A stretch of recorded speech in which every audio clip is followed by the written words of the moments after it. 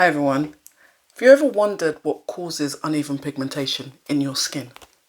Well, watch this video and find out. I am Nurse Tower. I'm an aesthetic nurse. I've been a nurse for over 30 years and I've been working in aesthetics for over 6. And I've made it my absolute aim to educate everyone about their skin.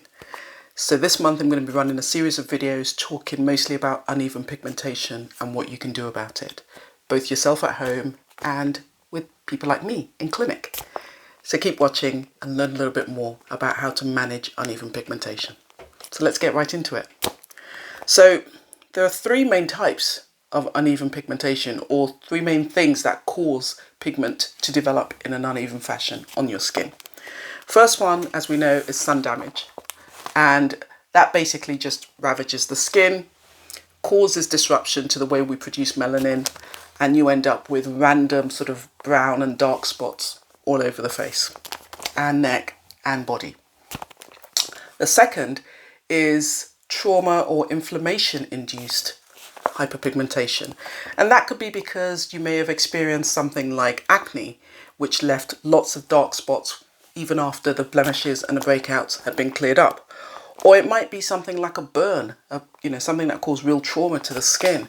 And again, it left a really dark mark, certainly darker than the surrounding skin.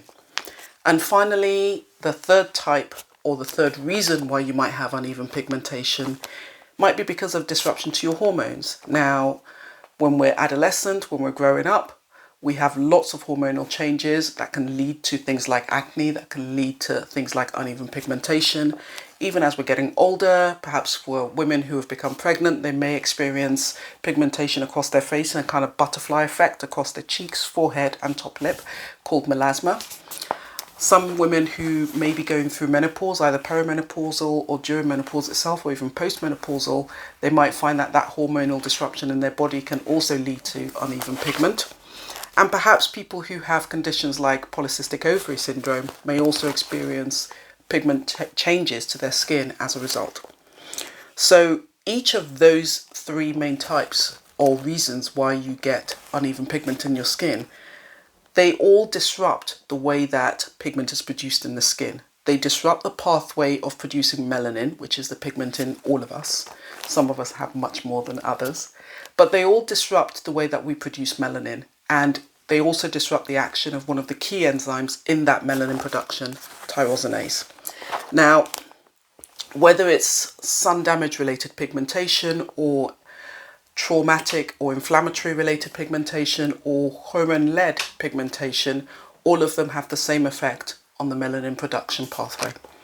So we basically need to make sure, because once cells create melanin, the melanocytes, the cells that create melanin, once they've created melanin, they then distribute it to the surrounding cells, the surrounding skin cells. And when we're producing too much melanin, you will get pockets of surrounding skin cells that have lots more pigment in them than surrounding cells elsewhere. And our skin cells are in a constant upward state of motion. This is the cell renewal cycle. And it's because cells are kind of made and created in the basal layer of the skin, and then they're pushed upwards to the surface. And once we start to treat hyperpigmentation, excessive uneven pigmentation, you may find that your pigmented areas actually start to look darker before they start to lighten. And that's perfectly normal, because if you think about it, those cells are being pushed up to the surface. So you will see evidence of darkening areas on the surface before those areas start to get lighter. There are ways to treat each of those different types of uneven pigmentation, and I'm going to talk about that in my next video.